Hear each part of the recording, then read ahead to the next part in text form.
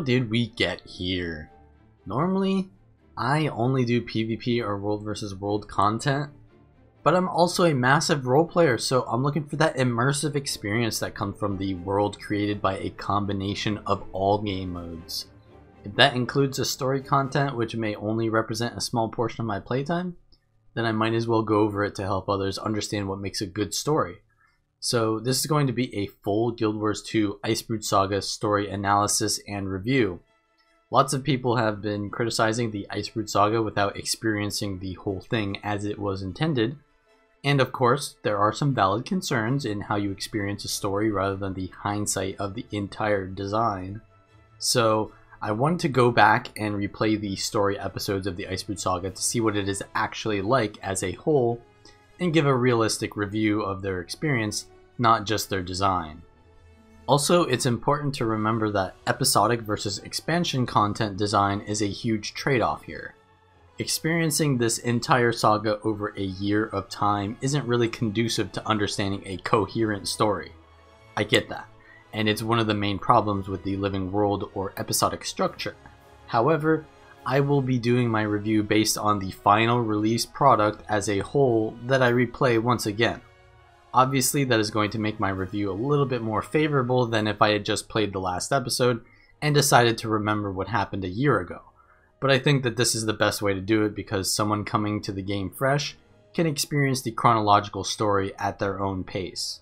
I will be reviewing each episode mostly based on the story, not so much the replayability or rewards, but what kind of message it sends, how it is presented, the art and the usage of the medium as a video game.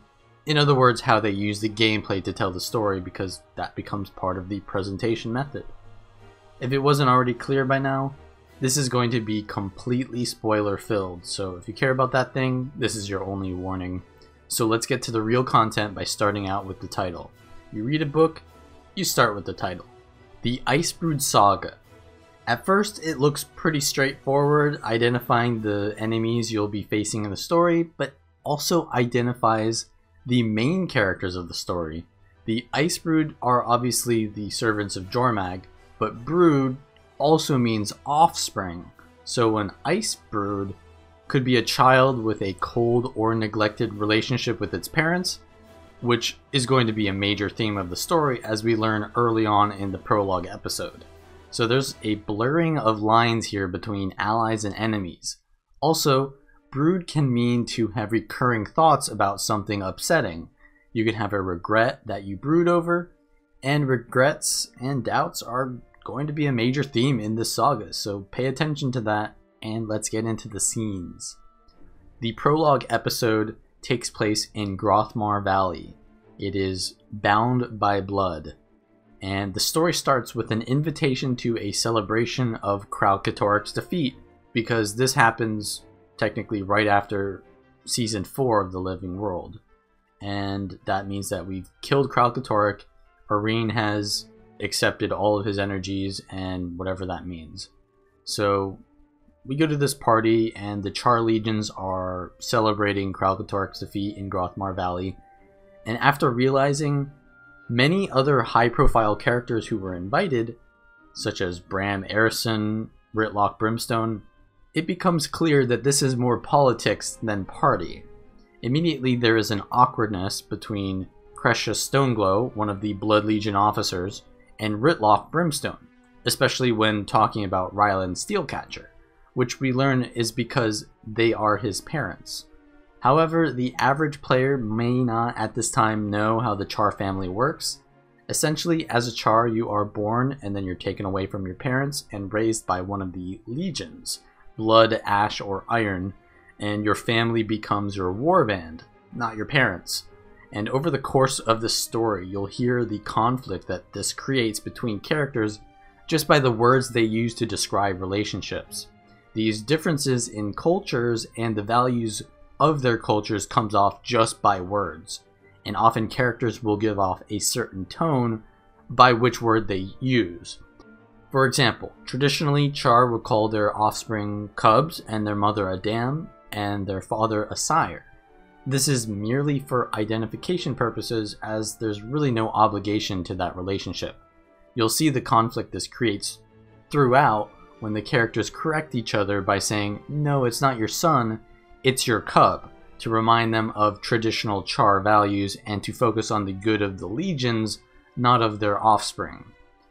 So, over the voice comms during the episode, you hear Bram and Ryland having drinks and getting to know each other, and there's a clear distinction between the Norn and Char made here with how they talk about their family.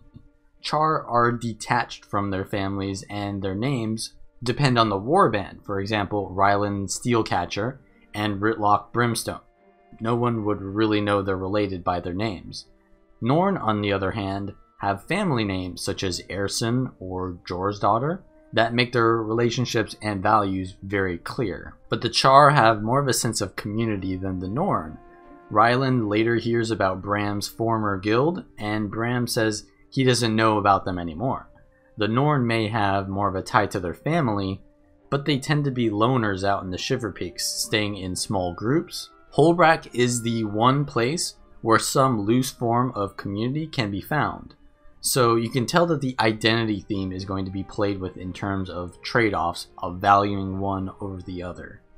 It is definitely a good start here because it shows that the story has a moral to it. Even as humans, we differ culturally on the spectrum, with some valuing family more than others, and others valuing professional success. It has potential for some meaningful discussion, but the execution isn't amazing.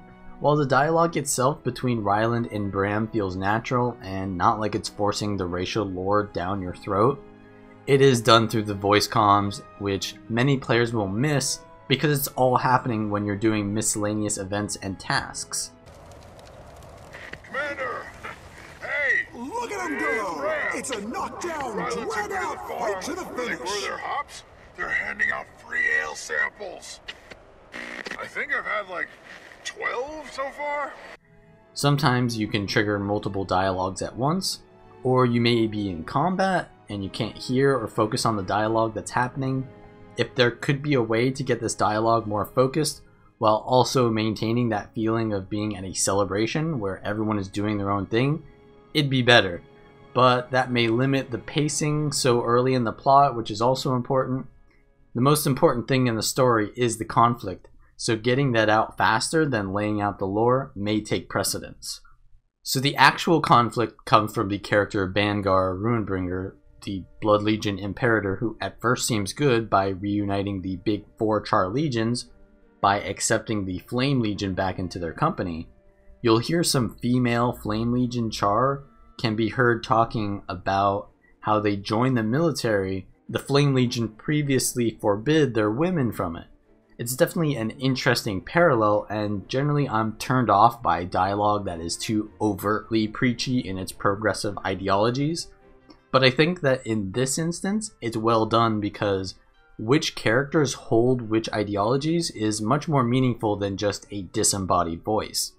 Because the people of Tyria believe that Bangar is benevolent in his progressive motions, but really he has sinister intentions of manipulating his legions, it takes a more nuanced stance on the extent to which we should give power to people claiming benevolence. Anyways, this political stunt is just a ploy for Bangar to gather as many Char together to try to convert them with his propaganda to be part of his renegade Char army. It turns out that he does not believe in a symbiotic society, but rather he has an old hatred for the other races that you can feel when he asserts the superiority of the Char and reminds us that years ago the Char used to be hunted by humans for their horns and hides. He was, after all, one of the imperators who opposed the Ebonhawk Treaty. While he is stuck in his old ways and disregards new information that might convince him to be more accepting, he isn't put in the best situation to do so, and I like how Bangar is not portrayed as purely evil, but rather as misinformed because it helps to make more meaningful conflicts later on. He knows Arene was used by the Pact to battle Kralkatorrik and is afraid of the other races using Arene as a weapon to gain power over the Char. Arene shows up before and during the ceremony, purifying all of the branded areas into her more light crystallized form. Even though Arene's crystals look much less threatening than the harsh branded crystals, Bangar interprets it as a threat rather than a cleansing of the land. Because Arene is the scion of Glint, who was the scion of Krakatorrik, there's a good reason to doubt the intentions of Arene and whether she is on their side, or could eventually become corrupted and go mad just like Krakatorrik. If you've played Guild Wars 1 Eye of the North, you may remember the huge bone structure south of Doomlore Shrine. That was Krakatorrik. After he rose, he left a massive valley which you can explore in Guild Wars 2 Grothmar Valley called the Krakatorrik's Emergence Zone. But Arene has already been here by the time we arrive, and instead of it being branded, it's all been glazed over by Arene's more pretty feminine crystals. It represents a replacement of Krakatorrik rather than his departure. As one threat leaves, another one emerges. Since Arene absorbed all of his magic, she has become much stronger and at any point could potentially become corrupted by it. There is that idea that power corrupts, and even if you go in with good intentions, once you get that taste of power, you become corrupted. So Bangar uses propaganda and bullying to build his army, and many Char are willing to join him because they love to fight. It is not only their instinct to kill, but their entire society is built around it. Like the ancient Spartans, they are taken from their families to join the military and learn to obey orders. Even when they wish to rise in ranks, killing the current holder of the position you want is legitimate protocol. Go ahead, be Imperator. All you gotta do is rip out my throat.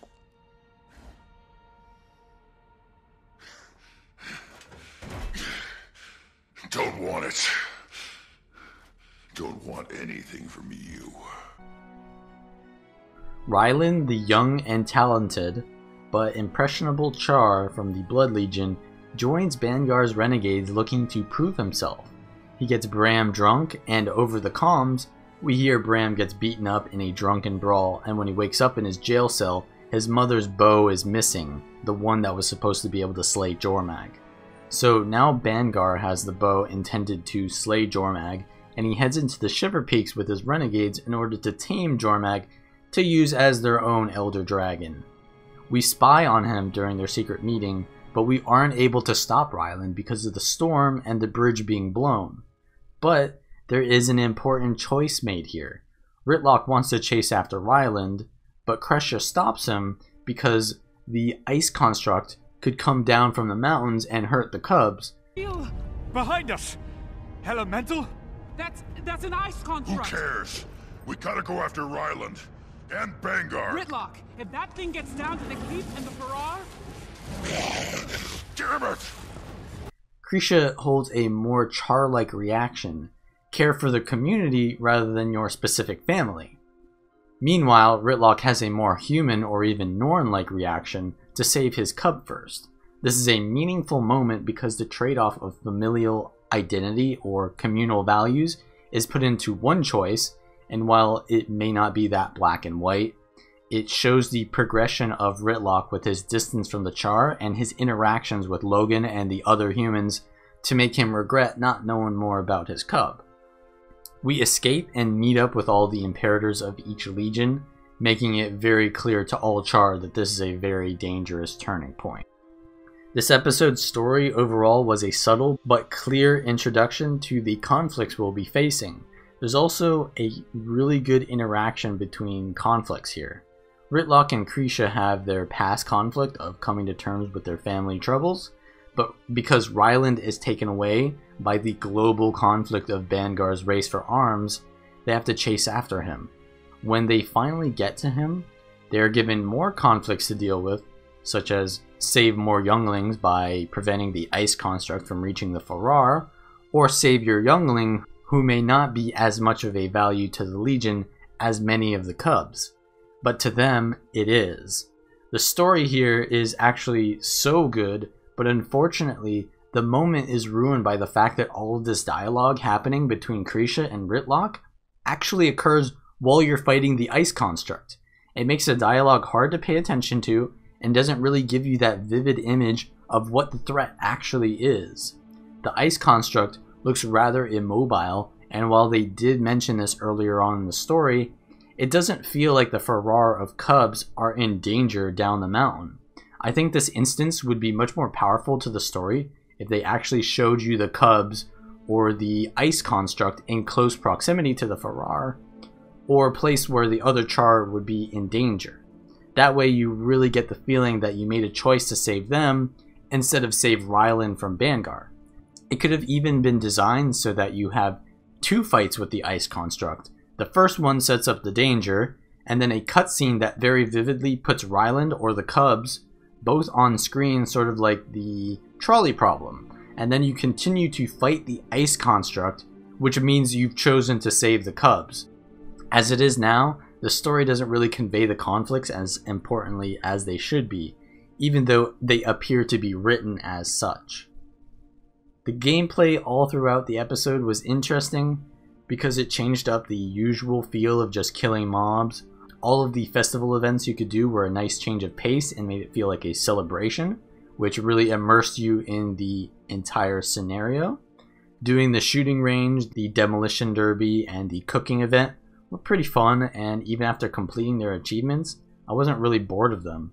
The torch relay and the ooze pit I wasn't really a fan of. There were some cool RPG elements where dialogue options gave you a different approach, but the main gameplay in this episode was the introduction of strike missions, and while it is nice in theory to provide players an intermediate place between fractals and raids, this didn't really hit that for me. Shiver Peak Pass is definitely questionable in terms of difficulty scaling. This one had a cool little jumping puzzle to get to the boss, which I wish others had, but then the boss itself is way too tuned down, and all of the mechanics are ignorable. As far as the art of this episode, the environments are always wonderfully done in Guild Wars 2, but they even made a metal band concert with Char as an event with fully composed metal songs. It definitely added to the episode's flavor, and was useful in foreshadowing later events because the Minister of Morale was using the band to spread Bangar's propaganda.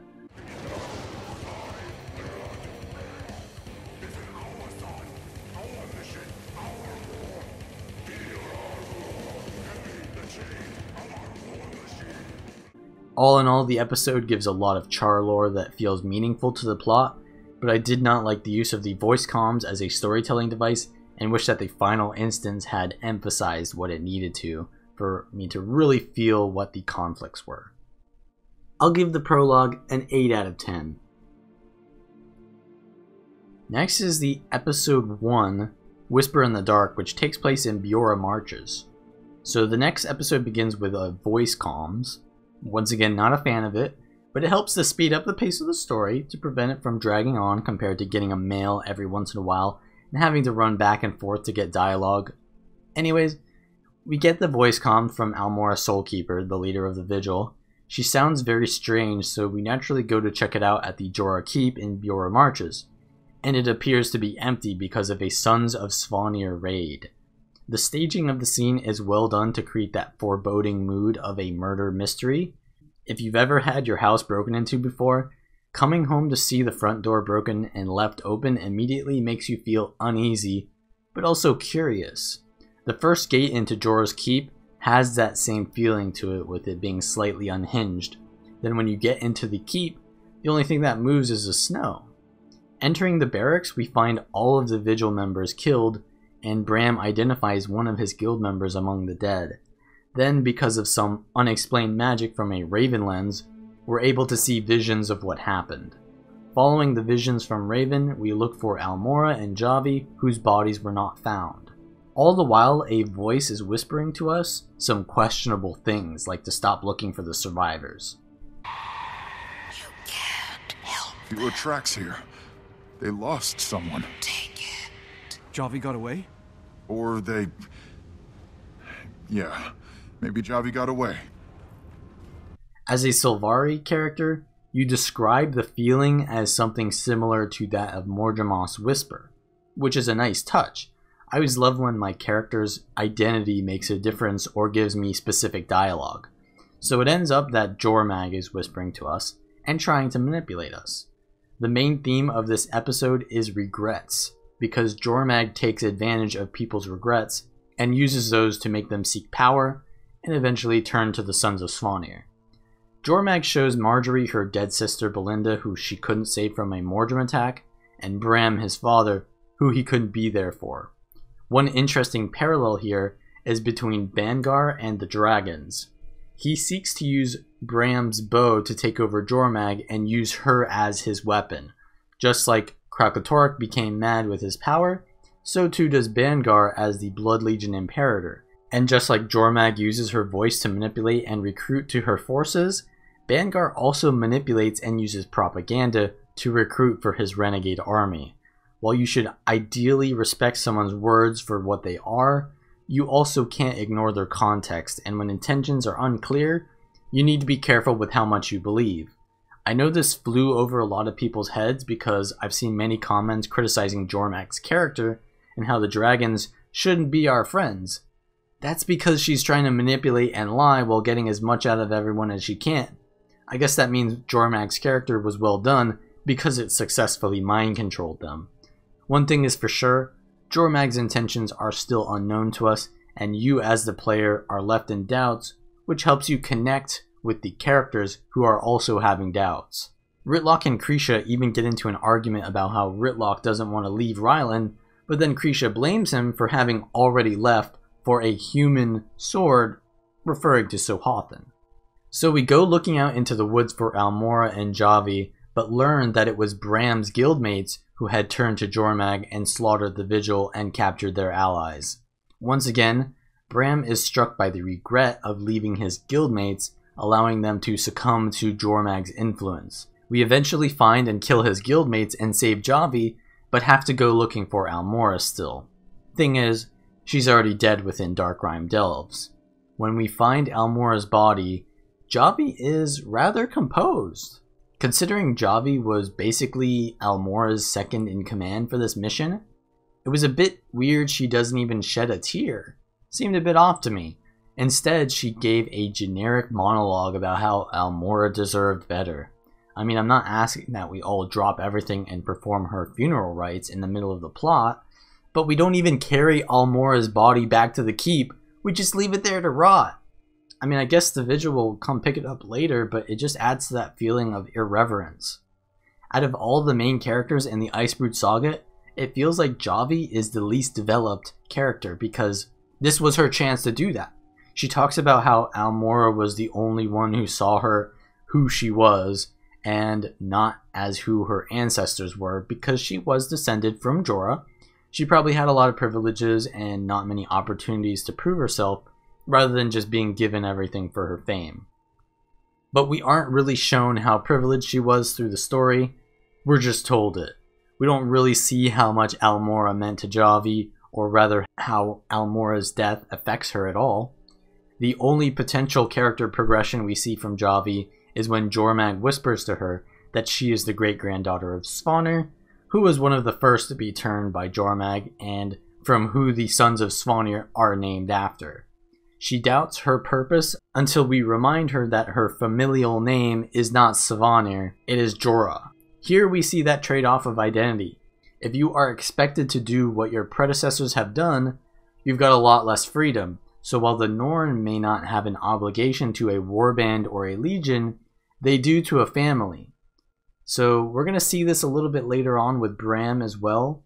But yeah, basically, other than that, Javi is now the leader of the Vigil because Larenthir is away. She's a young leader and has a lot to prove and a lot of space to grow, but so far hasn't done much. And now that we have two of the Raven Lens thingies that we snatched from Almora's corpse, we can enter the Raven Sanctum and find the Freyr of Jormag, the leader of the Sons of Svanir. To me, the Raven Lenses didn't really make much sense. It felt like they were just an arbitrary plot device that never really was explained.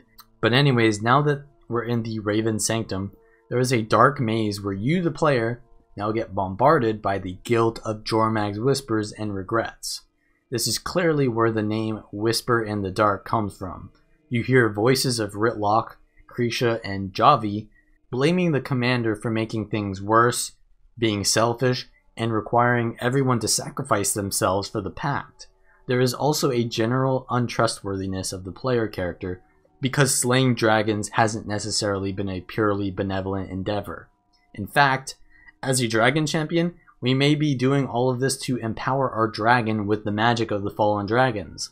I like the self-introspection and doubt towards the commander because it makes the player feel like more of a character in the story rather than just an observer who has some generic role in being the most agreeable perspective that you usually get with most dialogue.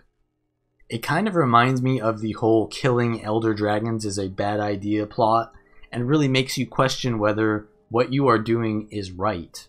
This fits in well with the current situation because there are multiple trials inside the Raven Sanctum where the Raven Spirit asks you to make a difficult choice. One of the dilemmas is choosing between a young prince or an old queen. If you let the old queen die, then the young prince may be unfit to rule the kingdom, but if you let the young prince die, there will be no heir once the old queen eventually dies of natural causes. There is no right answer, but which one you choose says a lot about your identity or views. Each one has trade-offs, and it's supposed to make you regret your choice to teach you a valuable experience, just like all of the other characters' choices. They may regret them, but there was a trade-off. You didn't just gain nothing. That is one thing that I really want to commend about this episode, how it makes you doubt and rethink your actions. There was a lot of bad design, like Almora's death being undervalued by Javi, the Raven lenses having no explanation, and how lacking in plot this episode is compared to the others. But it still really nailed this one part, which works out really well because this is the episode about the Raven Spirit who represents wisdom and perspective. For difficult choices, you really can't know which one will be better because you'll never see the other. The trade-offs of making a decision cause us to doubt ourselves, but in the end they teach us and help us grow. The past is part of your identity and should be considered experiences you learn from, especially when it's regarding your family, who you can't always choose. These regrets may be impossible to overcome, so you'll live with them the rest of your life. It's a very powerful message that we'll definitely see returning in the story.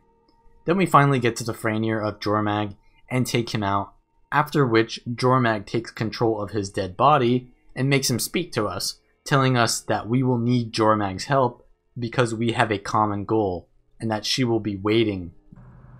Commander, about what Jormag said, we're not gonna take it seriously, right? Right. The art in this episode is nothing too special other than the first murder scene and the use of the lip syncing with the dead body of the Franier. The gameplay in the story portions is actually pretty non-existent. You just mainly listen to the dialogue and then have a boss battle at the end. The map itself has one of the more boring meta events, and the light puzzles they added weren't really puzzles so much as just click on a mirror until it reflects and then follow it. They did expand on the strike missions by adding 3 new ones, the Bone Skinner, Franier of Jormag, and the Coden Duo. However, all 3 of these are mostly DPS golems who sit in the middle of a circular room. Most of them feel like a low-budget raid boss that isn't tuned to level 80 players and doesn't teach you anything except to stack together. And there were many opportunities for character progression that just didn't happen. Like an integral character dying. We're not going to take that seriously, right? Right. But anyway, all that being said, I'm going to give Episode 1 a 4 out of 10. It is very meh, except for the Raven Spirit immersion, which most players won't even care about. Episode 2 is The Shadow in the Ice in Western Biora Marches. Episode 2 begins with us chasing Bram into the Western Biora Marches. He apparently has learned that the voices we've been hearing are enabled by Jakar, who is underneath the lake. We visit a Coden camp where we free Ritlock and Krisha. Ritlock goes on about how they have to hurry to save Rylan, but once again Krisha maintains her more Char-like approach of letting the grown cub fend for itself. The Coda warn us about Ritlock, saying that he really wants something which makes him vulnerable to Jormag, and that his voice may no longer be his own. This sets up Ritlock to be a dangerous character because he could succumb to Jormag's whispers, and it helps the many conflicts interact with each other again.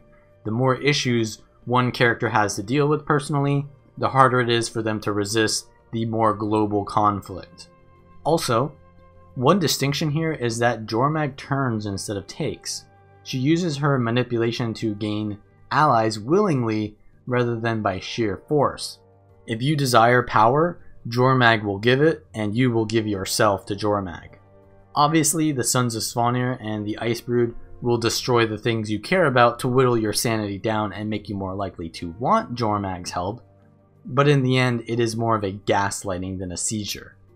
Mordramoth did mind control the Sylvari, but that was more forceful than coercion. Zaitan took control of dead bodies, who couldn't say no. Kralkatorrik used a carpet bombing strategy to brand his followers. It's definitely a more personified approach that lets the Elder Dragon become more of a character than just a force of nature.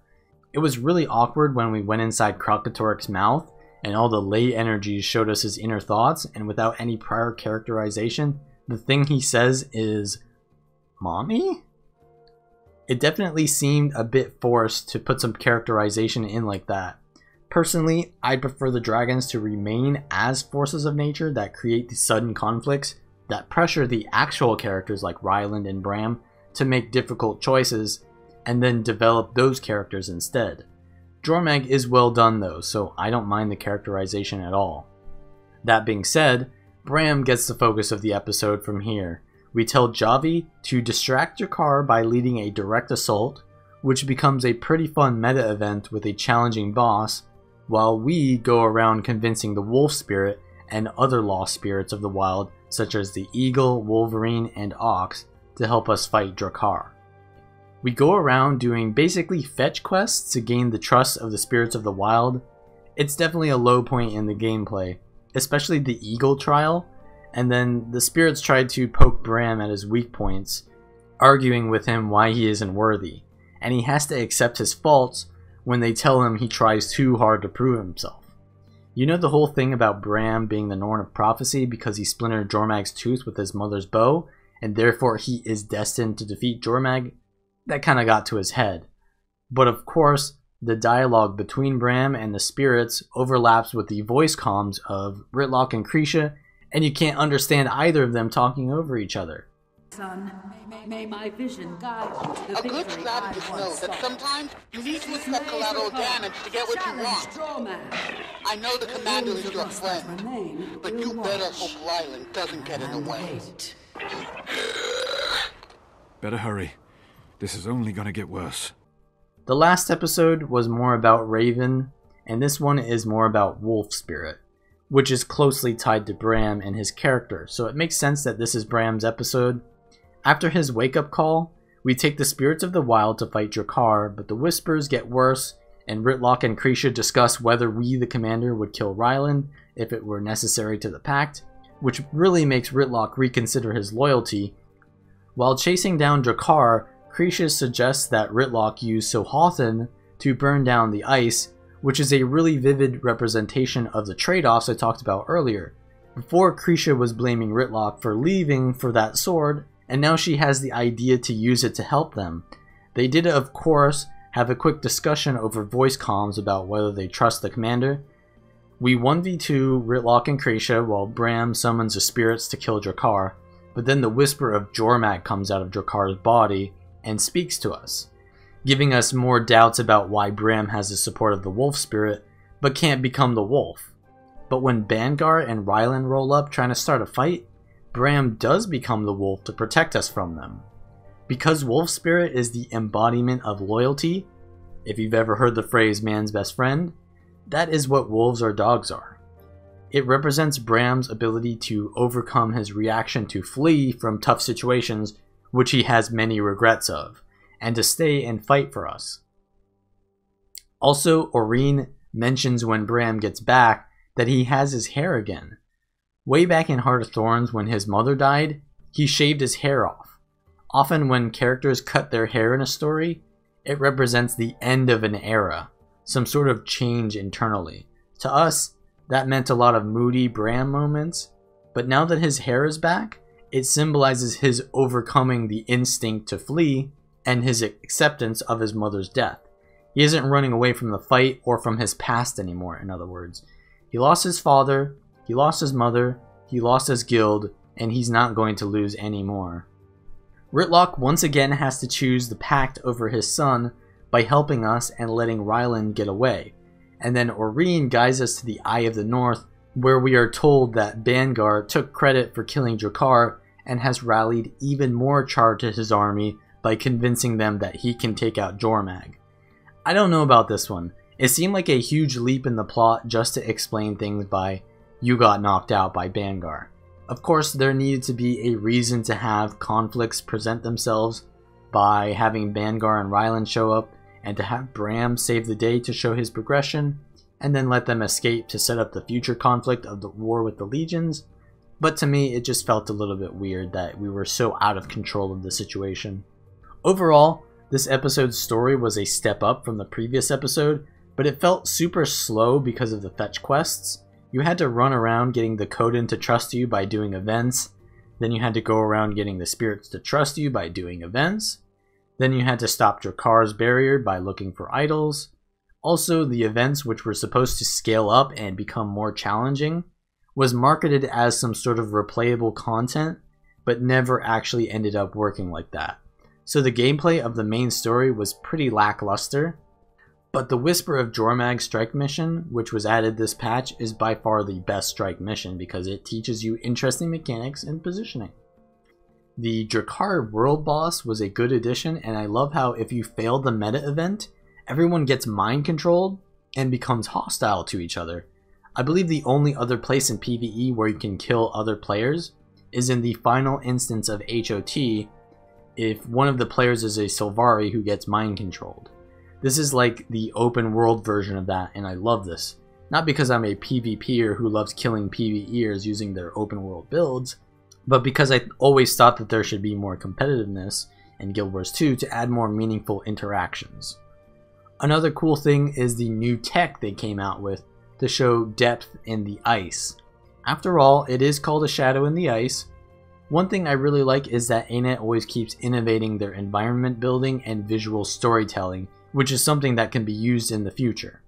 They added more light puzzles, which weren't that interesting to do more than once, but at least they felt a little bit more like puzzles this episode. Overall, I'd give this episode a 5 out of 10 because I like seeing the Coda lore throughout the map and the optional books. Bram and the Char had some decent character progression, and they added very repeatable content with Whisper of Jormag and Drakkar, despite there being a lackluster gameplay experience. But that's not to say that the episode is bad. It's just that if I give the episode too high of a mark, then that's saying that it's one of the better episodes of the saga, and I don't think that that's the case.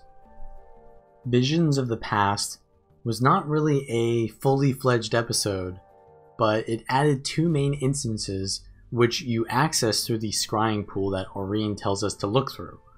Aurene tells us that people who align themselves with Elder Dragons eventually bring disaster, and quickly corrects herself, saying she is the exception, but doesn't tell us why. Remember the reluctance that Bangar had for Aurene? Well, you may not be as wrong as we thought. The scrying pool as a storytelling device is basically seeing through the eyes of another character, which has to be used sparingly because if you overdo it, it can become stale and confusing on which timelines are in. However, it isn't overdone here. You get the perspective of Ryland and the Steel Warband as they travel west through the Shiver Peaks. You get a better idea of the innocence that Ryland has, just trying to prove himself, and it helps to personify the characters we are calling villains now. The first instance is Forging Steel, a strike mission escort which is actually pretty fun, with many diverse ways of engaging in the content. You can go to a vantage point and pick up a sniper rifle, or you can go inside the tank and use ammunition, or you can just kill things the old-fashioned way with your class skills. I've run this instance quite a few times, and despite its length, it can be pretty fun and has some decent replayability. Then there is the Darkrime Delves instance, which is much more story-based and shows some back and forth between Bangar and Ryland. Ryland is looking to prove himself, but also differentiate himself from his father, even though he still has that rebellious nature that Rytlock has. There's definitely a lot in common between them that they don't even know about. He wants to sound like he's a good soldier by following orders because he has yet to prove himself. They talk about what it means to be a dragon champion, and Bangar shows his major misinterpretation of the relationship between a dragon and a champion because he thinks he can control Jormag. They find Almora, who escape the Sons of Svanir, so this is happening roughly around episode 1, and agree to help her for now, but she and Bangar get into an argument that reveals that they both had a son, Ajax, who died in battle supporting the renegades. Almora blames Bangar for setting him to the dark side with his endless hate against the humans. There's a recurring drama between Char parents where they have regrets about their children because of this instinctual connection that comes in conflict with the traditional Char values of being raised in a warband rather than a family. Once again, the trade-offs theme comes up here. Char don't usually influence their children much, but for whatever reason Bangar had influenced Ajax, whether it was through genetics or through interactions, it becomes a negative influence. Bangar and Almora get so heated that they get into a physical fight, and Ryland, looking to rise up in the ranks, follows orders reluctantly. Bangar tries to mislead Ryland, saying she's lost her mind and calling her a gladium, a betrayer of the Char, just because she supports the treaty with the humans and joined the pact. When ordered to finish off Almora, Ryland hesitates and Bangar does it himself. Disappointed, he says that Ryland is not too different from his sire, Ritlock, after all. Once again, we can make a parallel between characters here. Javi, who rises through the ranks of the Vigil and struggles with her legacy as a descendant of Jorah and Svanir, can be compared to Ryland, who also wants to rise up in ranks, but instead of by following the legacy of his sire, he separates himself from it. Here the traditional Char values are at odds with doing the right thing, and while Ryland doesn't kill Almora himself, he still crosses the point of no return by being complicit. There were many chances for his parents to save him, but they chose not to influence him and do what was right instead. The story and parallels of Ajax heavily foreshadow Ryland's future here, and I would say this is one of the most important scenes in Ryland's character progression, which makes the entire vision very meaningful. For a small mini-episode, the gameplay and story were pretty good. The Darkrime Delves instance even had some optional exploration to give you even more Dwarven lore, and it kind of felt like the bonus mission packs from Guild Wars 1, which were very good additions to the story. I'll give Visions of the Past a 7 out of 10. Episode 3, No Quarter, takes place in Drizzlewood Coast. First of all, the original release of this and the next episode did not have voice acting due to the pandemic, and they couldn't get their voice actors in the studio. So for many people, the story was hard to follow at first. Not only does it become harder to follow text without audio, but without voice acting, you don't get the same meaning out of the dialogue. Playing through this again with voice acting definitely helps, and I suggest you do that.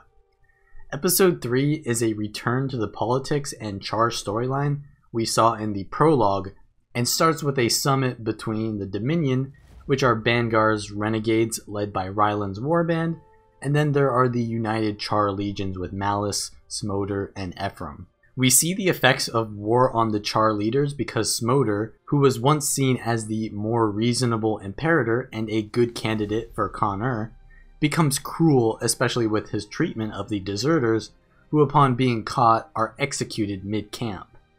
The harsh conditions of an outnumbered war and more fair-weather soldiers leaving the ranks as they become more and more outnumbered make it an easy choice for the Legion deserters. And another problem is the propaganda broadcasted through speakers, similarly to Jormag's whispers. The Dominion begins resorting to dirty and sneaky tactics, just like Jormag, to win the war, and you'll also see the effect of the war on Ryland. Ryland is insulted by Logan's arrival at the summit because they invited a human. So Ryland turns down any further negotiations, showing a clear turn in his character. He's become a lot more influenced by Bangar's racism and propaganda. The last time we saw him was in Drakkar's cave, so technically before then was the Darkrime Delve scene where he disappoints Bangar when he refuses to kill Almora. So basically he's been through a lot since then. After failing to come to a resolution with the Dominion, you discuss the logistics of war with the commanders, having to choose between a strong frontline or trying to combat their deception similarly with Mesmers. Basically, both sides are going to be doing whatever they can to win, even if it's not going to be upholding their integrity. None of the options you pick really matter, but it gives interesting dialogue. Then we go out to regain our foothold on the map, which mechanically is supposed to feel like a world versus world map, but in PvE. The landscapes are diverse, from lush forests to rocky mountains to clear water coasts to frozen tundras, sort of like the diverse biomes in a World v World map. So to me, it definitely does feel like that. Roaming around the map is immersive as there are plenty of events that make it feel like a battlefield. We eventually find out the secret place where Ryland's warband meets up. We sneak in and capture one of his warband members as hostage. At this point in the story, Smoder asks you to build an unidentifiable weapon without explaining why, and then tells you to throw the grenade down a pipe, which ends up being a fully staffed unarmed research bunker. Smoder is not only killing helpless Char, but telling us not to ask questions, basically stooping as low as the enemy. Even Malice has double agents among the Dominion, which questions her loyalty to the Legions. It is a bit of a drastic change from Smoder's normal behavior in the prologue for him to get this deranged, but it has been a while since we last saw him, and war changes people. When Ephraim greets Glory, the Flame Legion Imperator, is looking like the most trustworthy Char leader, you know there are some problems in the Legions. There's constant questions of whether the ends justify the means. The goal is the survival of the Char, but to reunite the Char there must be bloodshed. The commander says it isn't winning if you become monsters in the process, which very concisely sums up one side of the argument. We hold a second negotiation with Ryland, this time with a hostage as a bargaining chip. Yes, we've also resorted to holding hostages. However, Smoder, who is unhappy with how the negotiations are going, kills the hostage, and Ryland goes off on him because that's one of Ryland's warband members. But Krisha puts up a flame barrier to protect Smoder, once again proving where her priorities and values are, even though Smoder probably doesn't deserve it. After pursuing Ryland, we find that not only has he set up an ambush for us, but it's composed of the Frost Legion, which are the Dominion forces converted into Jormag's abominations, just like the Sons of Svanir. At this point, Smoder's actions aren't looking that bad in comparison. We fight the Legion led by Bangar's Minister of Morale, who we met in the prologue. They were the one telling the metal band what lyrics to use, and now they're the one spewing propaganda through speakers in Drizzlewood. She has also taken Jormag's gift, like when a public figure gets the vaccine to convince other people it's safe and works. We escape and regroup after killing Varinia, the Minister of Morale, and being overwhelmed by the sheer size of the Frost Legion. Overall, the story does a really good job of creating that morally gray area where no one is the good guy in the war. There is no right or wrong, there is only a victor. It shows how far the Dominion is willing to go to win by sacrificing basically their free will to become minions of Jormag. And it also shows how far we're willing to go as well on the Legion side when the commander says we don't want to become monsters just killing innocent people. The gameplay of the map is really fun, and even progressing the meta event is very engaging. The new strike mission, Cold War, is a bit different. It's just fighting waves and waves of Frost Legion. It gets kind of spammy after a few minutes, so it's not one of my favorites. The map is very diverse and allows you so many different environments to fight on, but otherwise, it's pretty standard. Overall, I give it a 7 out of 10 because this episode does the best at setting up the scene. You feel immersed in the war, you know what is going on because the plot creates ambiguity, not confusion. So while it is one of the simpler stories told in the saga, and much of the storytelling in this episode is done through the setting, it does a great job at that. Episode 4, Jormag Rising, takes place in the northern half of Drizzlewood Coast. We start out learning that the ice preventing us from heading to the northern Drizzlewood has receded, allowing us to make a base camp further north. The Imperators begin deciding their next plan of attack from a cave behind enemy lines. We learn that the Frost Citadel, where Bangar's forces are, is also on top of an old Norn burial site. So the main conflict at the moment is between Smoder, who wants to blast through the front gate using his cannons, and Bram, who wants to figure out how to open the door to the burial, which just so happens to be a back entrance to the Frost Citadel. Obviously, it makes sense because Jormag would want to be where the spirits of the wild are because they want to be feasting on that energy. And after we put Jormag to sleep, this is probably where they went. Like in episode 2, the Western Bura Marches, where Javi's frontal attack on Drakkar is the meta event for the open world players, and the side mission to go underneath the ice is the personal story mission. In this episode, it follows a similar pattern with the personal story following Bram through the back entrance, and the open world meta event storms the Frost Citadel with the legions. All of a sudden, in revenge of his fallen comrades, Rylan ambushes our base camp and snipes Smoder in the head. All right, Commander. What do you think? I think we... What is...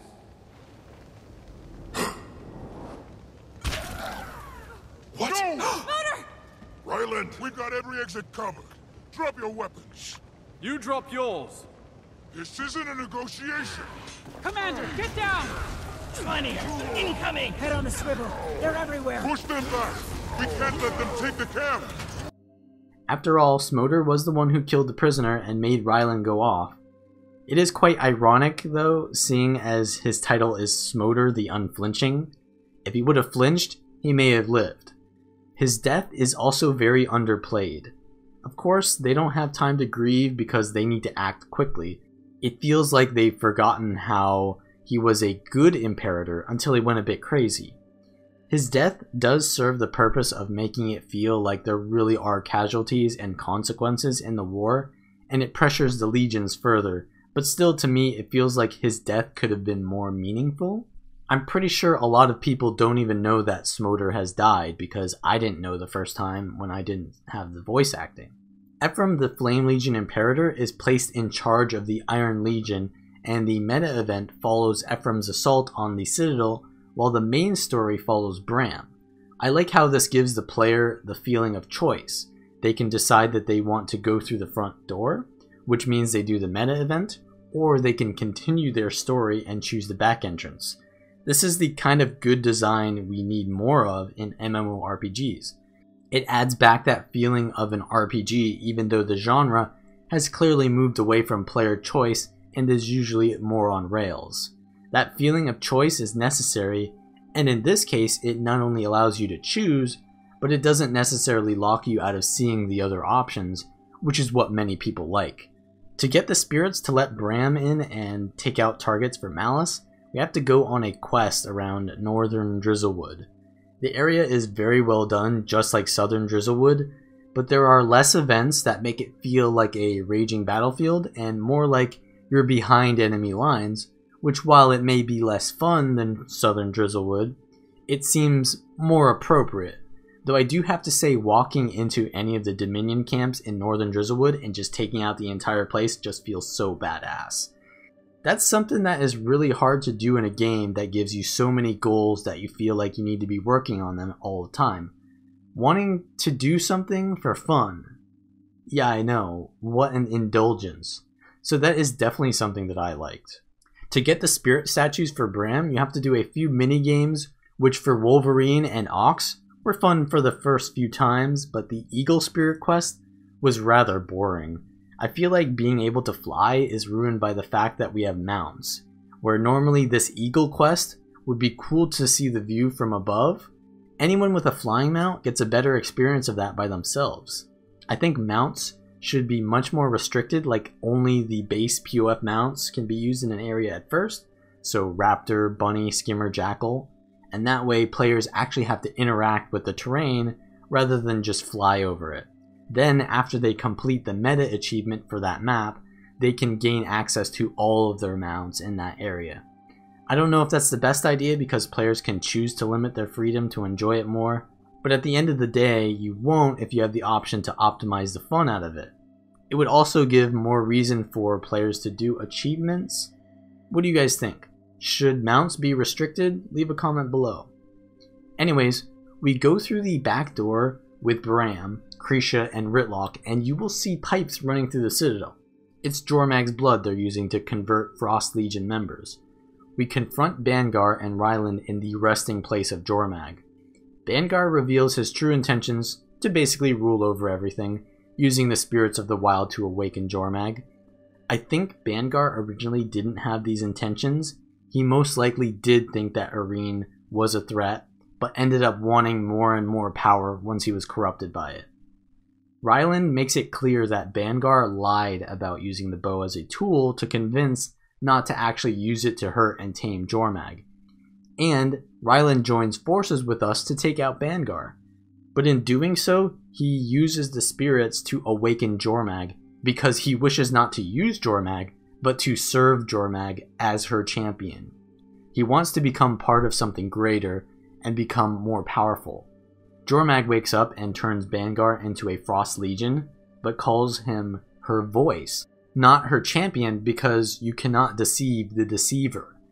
Jormag knew Bangar's intentions, but Ryland, who we pushed to the edge by killing all of his warband members, his regrets about his parents, and of course his moral compass is confused by every side of this war performing questionable acts.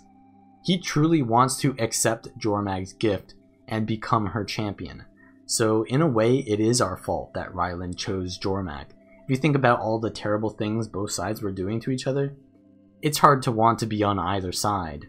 So Ryland chooses option 3, and then he and Jormag disappear off into the mists. Seeing a full Elder Dragon on the screen is always a big event, as it is hard to design such a massive thing. We are left with Bangar, who we cage up, and over time you are able to hear extra conversations between him and other characters, which give us better perspectives on everything that's going on. During a conversation about Ryland, Bangar tells us that they both heard the whispers of Jormag, but Ryland never spoke about them, as if he was convinced of what Jormag wanted already. Irene is troubled by a disturbance in the ley lines. As we know, Timy's machine had put Jormag and Primordus to sleep together, using their energies to cancel each other out. Now that Jormag has awakened, so too does Primordus. That is the reason that Jormag didn't kill us. She wants to use Ryland to improve her army's strategy, and use us to weaken her enemy, Primordus. This episode is like the revelation of all the events leading up to now, and by design it sort of is supposed to be more meaningful, but unlike prior episodes, there's really nothing that sticks out to me as it was poorly done other than Smolder's death.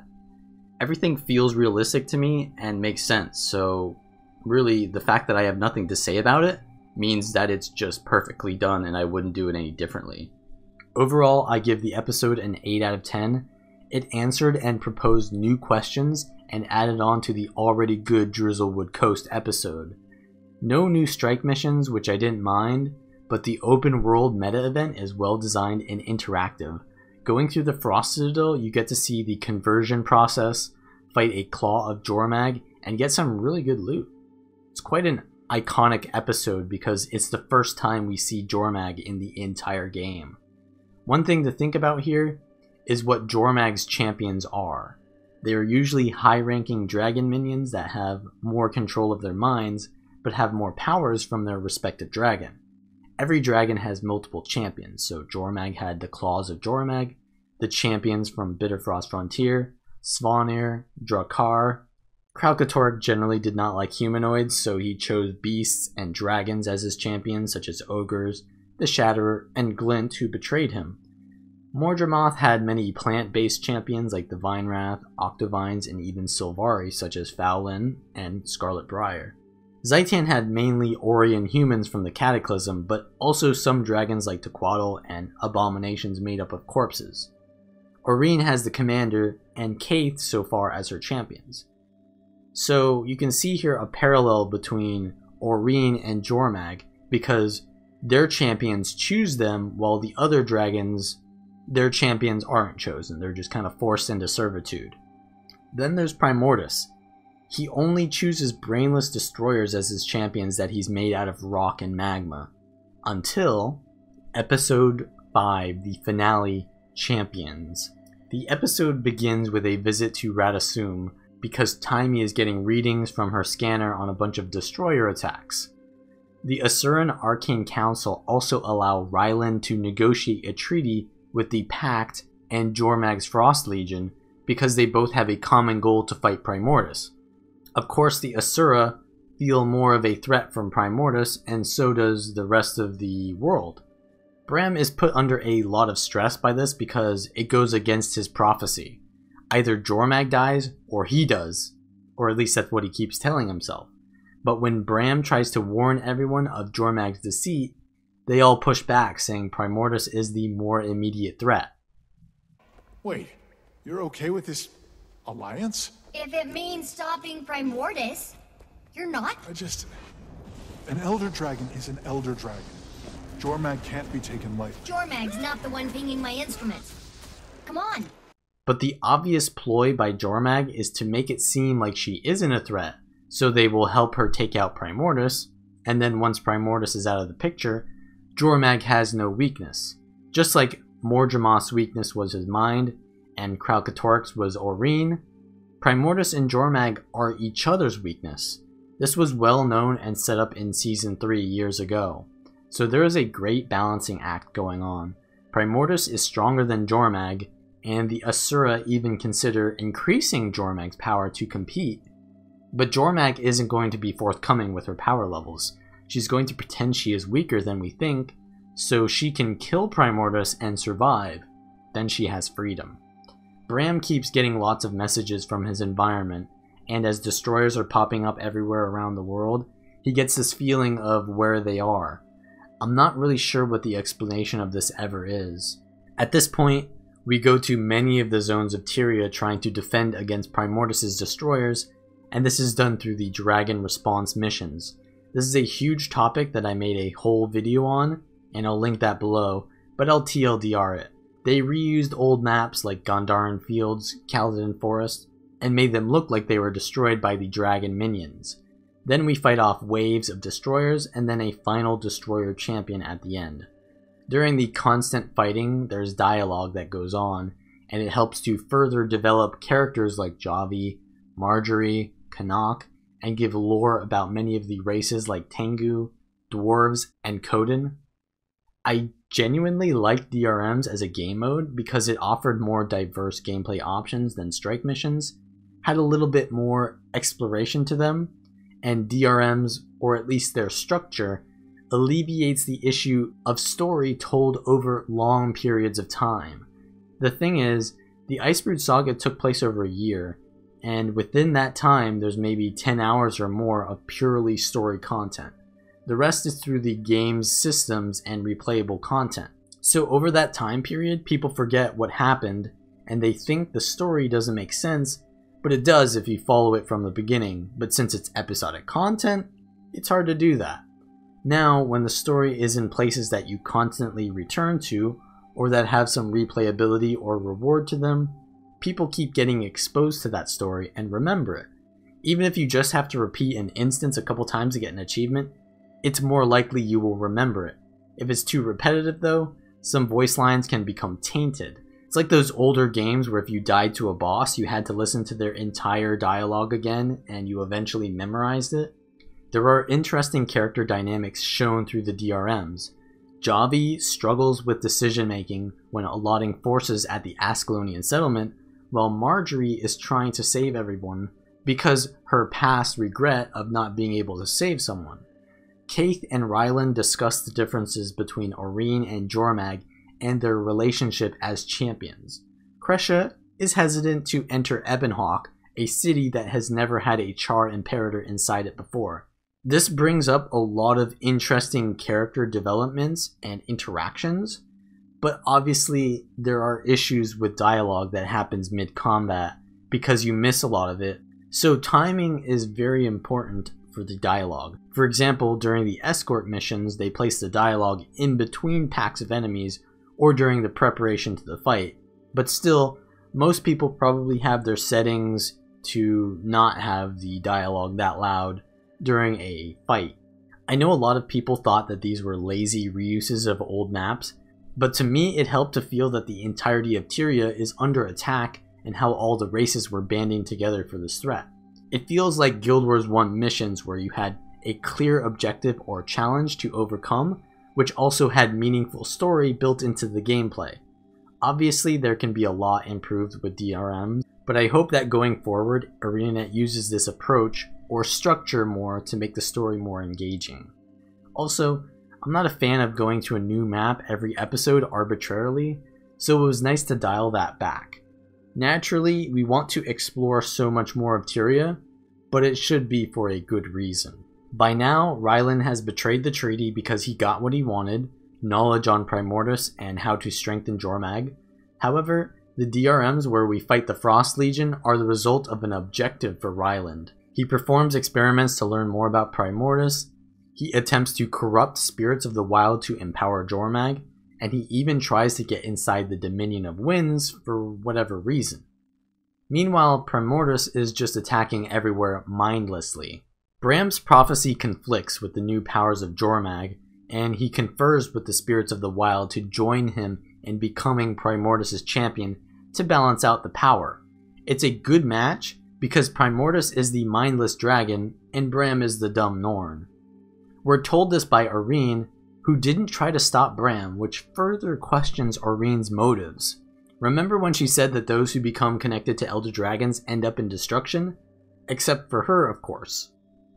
I mean, if she knew that, why would she let Bram go ahead with this? She basically is sacrificing Bram. Which is fine by me, but she pretends that she is such a good dragon who could do no harm. Meanwhile, she's looking to sacrifice Bram so that she can balance out the twin dragons' powers so they can kill each other and she can suck up all their power. Seems good to me, right? Right.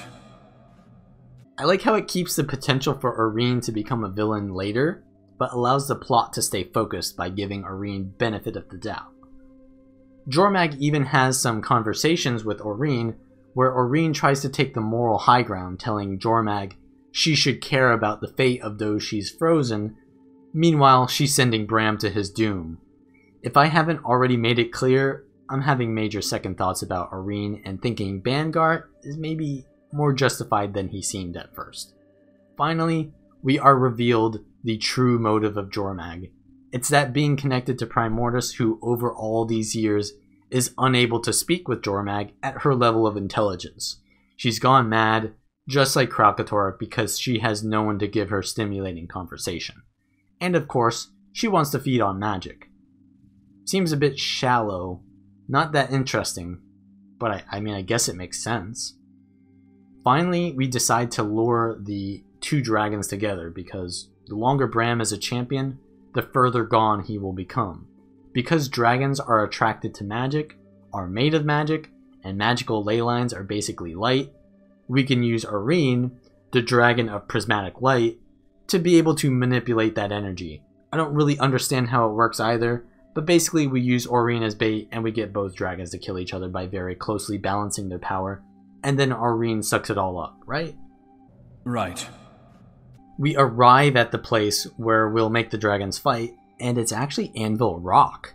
For those of you who were disappointed that dwarves did not get enough attention in this episode, this is actually something meaningful because if Anvil Rock is a massive ley line, it suggests the validity of the dwarven belief that their race was forged on the anvil-shaped mountain because of the inherently magical environment. The destroyers are already in the area, rampaging mindlessly around when Ryland arrives with the Frost Legion. An important thing to notice here is that they arrive through the mists. Just like when Jormag and Ryland disappeared from the Frost Citadel, they can travel through the mists. Bram arrives with Primordus as well, and just to appreciate Primordus' size, he literally tunnels through the entire mountain and makes a cave out of it. This also supports the belief that the mountain is magical, because he just went where he felt the most magic. Anyways, they get balanced out, and then we get a really cool cutscene that shows their sheer scale.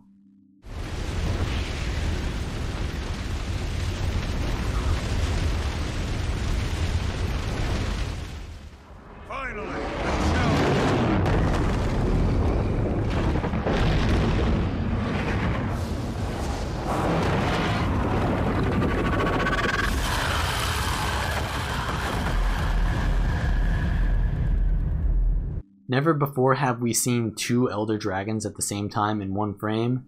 There's a flash of light, and then they're gone. There's some wreckage below and a strange magical source that rises up to the sky and heads south. What that direction can mean, I honestly don't know, but my one suggestion is that it could be that the dragons didn't actually die, but went into the mists, and that trail of magic is the new ley line being created by their new location. Who knows? It's a very well done instance. Both Ryland and Bram have some interesting mechanics when you fight them, and dealing with the dragon's attacks meanwhile adds to the cinematic feeling. But I think most people will have an issue with the resolution of the dragons. Taking two of them out in one Living World season may feel rushed, but honestly, the dragons are not the focus of the plot. They are the natural conflict that helps to catalyze the actual character conflicts like Ryland and Bram. There was some cool characterization to Jormag, but we got plenty of that throughout the saga. Primordus is pretty boring, he just smashes things. I don't think you can say without being disingenuous that Primordus was killed off too fast, because we've been dealing with him since Season 3.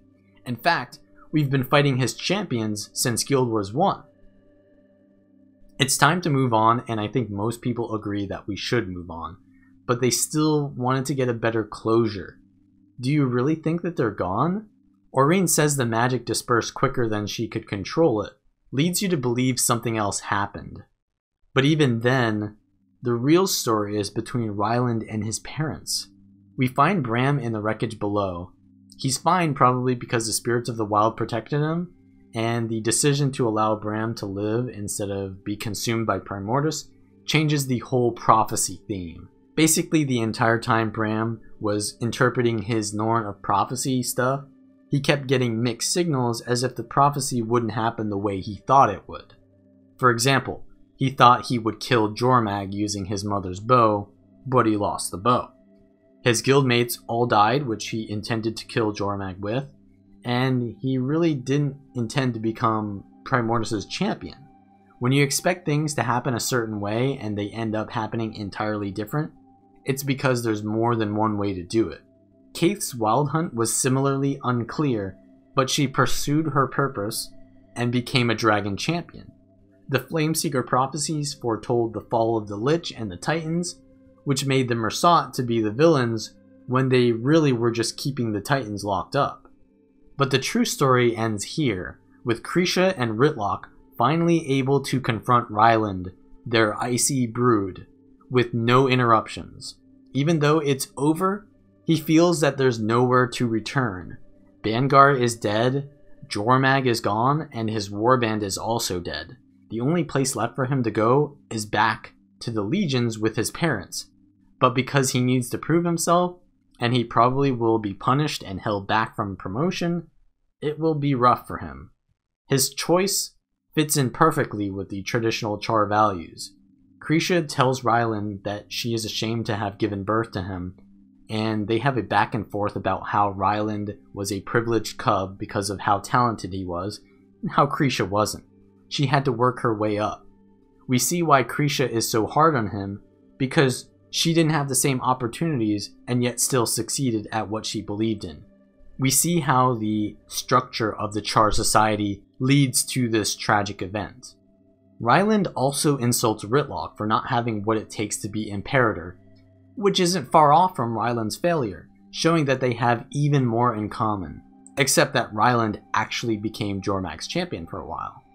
Ryland makes a final attempt at Krisha's life, and Ritlock steps in between and kills Ryland with the sword he chose to chase after instead of stay with the Legion and his family. Ritlock says he's sorry as he holds his dead son, and then everything goes silent. The scene has a lot going on. So first, Ryland keeps talking about ranks in the legions, calling Krisha Bangar's shadow and Ritlock not enough to be an imperator. He is so tunnel vision on his profession that he loses sight of any other values. He may even have tried to kill Krisha because she is the Blood Legion imperator, so that would be him rising in ranks. If he returns to the legions, his warband is dead, so he would be a Gladium, which is a shameful rank for Char without a warband. It means he would need to find a new warband, which he would have trouble doing with his reputation. The last words of the commander are, "Sometimes there is no right thing," which has been the central theme this whole time.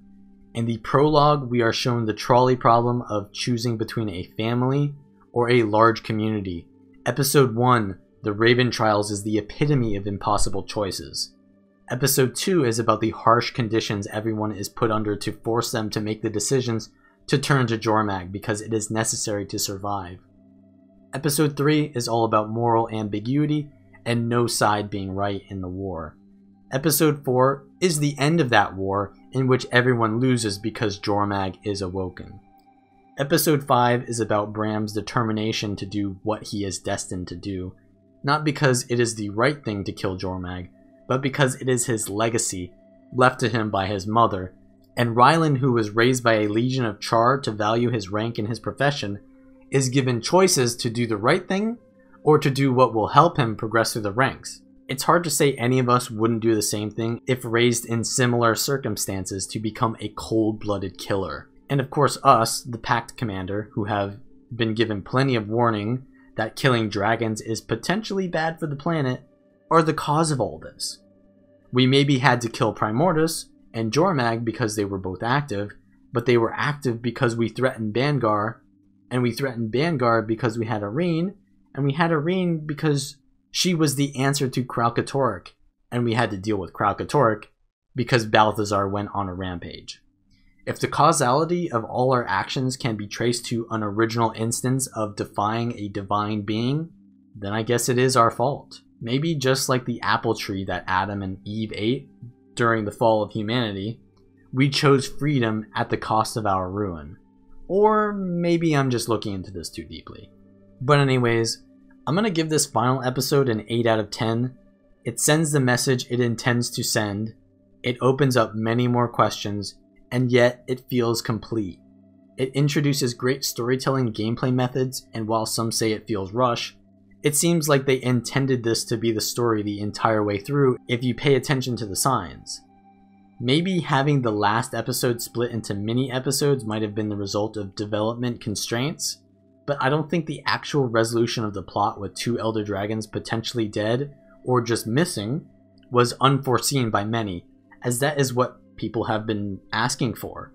I mean, get away from the dragon plot, right? That's what they wanted, and now we can explore something new. Kinda glad that Bram survived and the dragons didn't. Next, I want to see the commander title be given to another character so the player character can develop a different role in the story to give a more unique perspective. Otherwise, I am excited to see where the story goes from here. So that concludes my full review of the Icebrood Saga story. There are obviously other important topics to go over in regards to this era of content patches, such as a willingness to iterate on content that is already released, innovation of game types and storytelling methods, and even reward structures that give engaging incentives for replayability. But for now, we'll keep it to the story. If you'd like to support my content, you can like my video, you can subscribe, and you can share the video to your friends and family. Leave a comment that promotes more discussion, and you can also decide to support me using the links in the description below. And I will see you guys next time.